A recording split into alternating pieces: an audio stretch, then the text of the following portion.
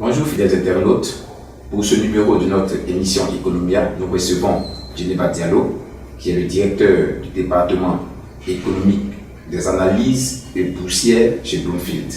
Djeneba Diallo, bonjour. Bonjour. L'indice de performance du secteur privé ivoirien est disponible pour celui de mars. Est-ce que vous pouvez nous le commenter? L'IPSP pour le mois de mars a ralenti comparé au mois de février. Il est établi à 49,79%. Donc le secteur privé se porte un tout petit peu moins bien que le mois de février. Mais néanmoins, on trouve que c'est de bons chiffres, c'est un chiffre stable. En termes d'IPSP, vous savez, il est divisé en deux catégories. Il y a l'indice de l'environnement, qui lui est à 39,49%, qui est aussi un léger recul comparé au mois de février. Et pour l'indice d'activité, on trouve qu'il se porte aussi moins bien que le mois de février. Lui, il est à 51,61%. Qu'est-ce qui explique ce léger repli qu'on constate sur l'IPSP du mois de mars? Ce recul-là, nous, on trouve que le secteur de l'agriculture est responsable, mais ce recul-là est compensé par le secteur des services et de l'industrie qui se porte mieux. Peut-on donc considérer que l'indice du secteur de performance du secteur privé ivoirien aujourd'hui est stable et à un bon niveau? Oui, il est stable, il est à un bon niveau et il ne peut que s'accroître d'où il est maintenant, étant donné les aléas climatiques que traversent beaucoup dans le secteur de l'agriculture, qui, à notre avis, sont responsables pour ce ralentissement. Et le secteur privé ivoirien a cette chance-là d'avoir de multiples secteurs qui sont porteurs de sa croissance.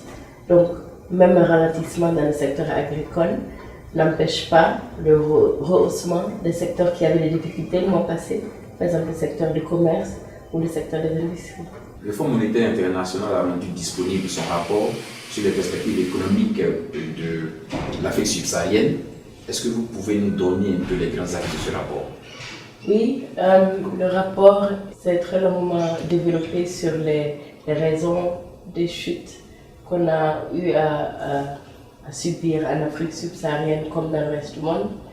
Le rapport porte essentiellement sur les raisons de ces chutes-là pour l'Afrique subsaharienne, notamment les pays exportateurs des grands produits de base qui ont eu un grand choc de chutes de cours de pétrole, comme le Nigeria, l'Afrique du Sud, plus particulièrement l'Angola et le Ghana, parce qu'ils sont des pays fortement endettés et qui ont sur cela traversé la crise du prix du pétrole. Et le FMI, dans son rapport aussi, nous montre les bienfaits des investissements que des pays comme le Sénégal ou la Côte d'Ivoire ont eu à faire dans le passé pour pouvoir pallier à ce choc-là.